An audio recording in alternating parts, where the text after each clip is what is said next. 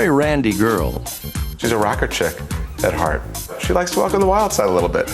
She's very funny, very self-effacing. Wholesome and smooth as an ice-cold glass of milk.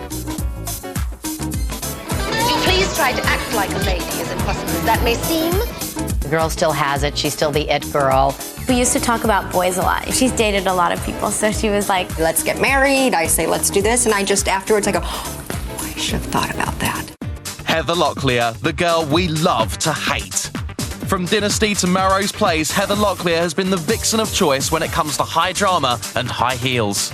I'll get what's mine, and I won't have to use tricks to do it. People like to see really beautiful women willing to look silly and willing to look less than beautiful in an effort to make them laugh. Her attitude and glamour girl looks have captivated audiences for over 20 years. This is no 15 minutes of fame.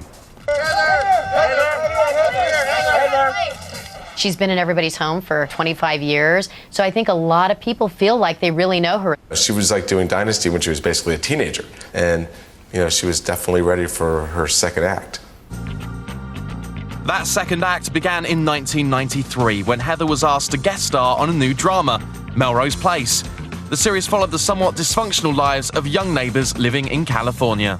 Put her on Melrose Place was one of the great unexpected choices and moves. Melrose Place was not strong in the ratings. We were looking for something to give us a little pops. She was a star, and we were hoping that she'd come in and help the ratings. I couldn't believe I got asked. I thought it was probably beyond doing ever work again. And I just wanted to make sure with Erin Spelling, I wanted to make sure she was a woman, where these were kids at 20, that I was in the business world, that I knew what I was talking about, but just being a strong woman. I don't have any friends anymore, and I don't need you poking around my life.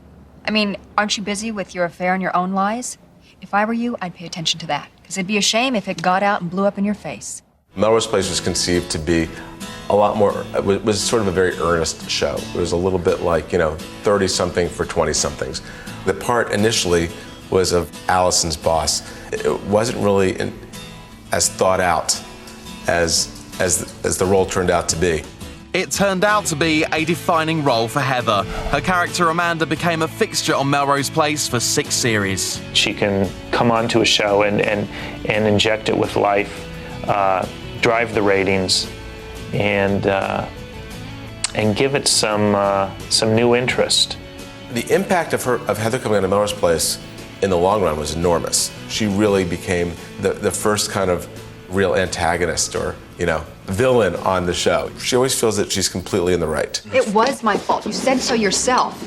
And don't expect me to fall for this new line just because you're sentimental or you need to get laid all of a sudden. The eyeballs tuned in, and the next thing you know, it was a big hit. I mean, it was water cooler across the country.